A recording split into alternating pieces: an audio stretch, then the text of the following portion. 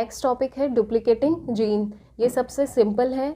इसमें क्या होता है, जो फिनोटाइप होता है उसके लिए एक डोमिनेंट अलील की ज़रूरत होती है। जैसे मान लीजिए मैं आपको डायरेक्टली समझा देती हूँ, अपने पास सेल्फिंग करवाते हैं F1 जनरेशन की, तो उसमें अपने पास रेशो क्या आता है 9:3:3:1। और यहाँ पे अपन को अब तक तो आपको याद हो जाना चाहिए कि यहाँ पे जो 9 ऑफस्प्रिंग होती है उसमें क्या होते हैं, जो दोनों जीन होते हैं वो डोमिनेंट होते हैं। और अपन 3 की बात करें तो 3 में क्या होता है, एक डोमिनेंट होता है, एक रेसेसिव होता है। और इस 3 ऑफस्प्रिंग की बात करें तो इसमें पहला जीन रेसेसिव होता है और दूसरा क्या होता है, डोमिनेंट होता है। और यहाँ पे जो एक ऑफस्प्रिंग प्रोड्यूस होती है उसमें दोनों ही जीन क्या होते हैं, रेसेसिव होते हैं। तो डुप्लीकेट जीन क्या बताता है, यहाँ पे फिनोटाइप को एक्सप्रेस करने के लिए एक डोमिनेंट अलील की ज़रूरत होती है।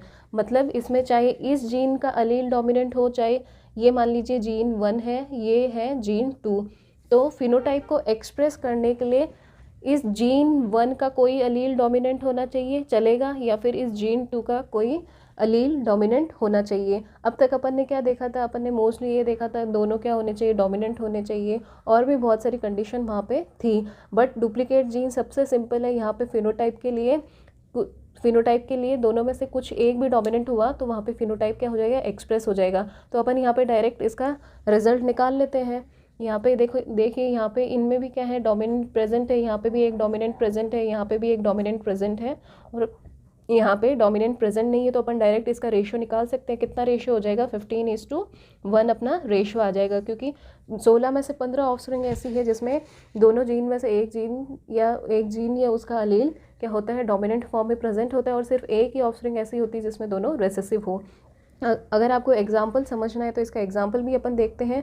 जो कैप्सुला बर्सा होता है उसका फ्रूट शेप होता है, उसमें एक तो जो फ्रूट का शेप होता है वो ट्रायंगुलर होता है, और एक क्या होता है, एलोंगेटेड होता है। यहाँ पे जो ट्रायंगुलर शेप होता है वो क्या होता है, डोमिनेंट शेप होता है, और जो एलोंगेटेड होता है वो क्या होता है, रेसेसिव होता है। तो अपन क्रॉस करवाते हैं जिसमें कैपिटल डी स्मॉल डी को क्रॉस करवाते हैं स्मॉल टी कैपिटल डी से।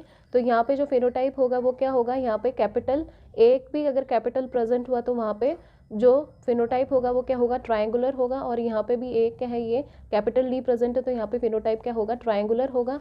और इसकी जो ऑफस्प्रिंग प्रोड्यूस होंगी उसमें भी क्या है, कैपिटल प्रेजेंट है, कैपिटल डी और कैपिटल डी, एक भी कैपिटल डी हुआ तो चलेगा, वहाँ पे जो फिनोटाइप होगा वो ट्रायंगुलर होगा। अब F2 जनरेशन में अपन सेल्फिंग करवाते हैं इसकी, तो सेल्फिंग में क्या होगा, जो कैपिटल डी स्मॉल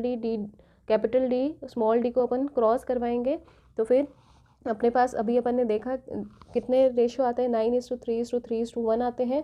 और उसमें अपन ने देखा था सिर्फ एक ऑफस्प्रिंग ऐसी होती है जिसमें रेसेसिव ऑफस्प्रिंग होती है। तो यहाँ पे अपने पास रेशियो क्या आ जाएगा, डुप्लीकेट जीन्स का 15:1 आ जाएगा।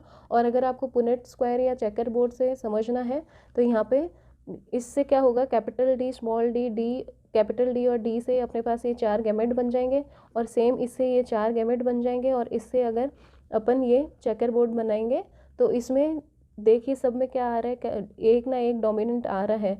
तो एक ना एक डोमिनेंट आ रहा है तो इनका क्या शेप हो जाएगा, ट्रायंगुलर शेप हो जाएगा। और सिर्फ एक ऐसी यहाँ पे भी कैपिटल डी आ रहा है, यहाँ पे कैपिटल डी आ रहा है, यहाँ पे कैपिटल डी आ रहा है। सिर्फ ये 16 में से एक ऑफस्प्रिंग ऐसी होगी जिसमें क्या होगा, ये रेसेसिव होगी, तो इसका शेप क्या हो जाएगा, एलोंगेटेड हो जाएगा।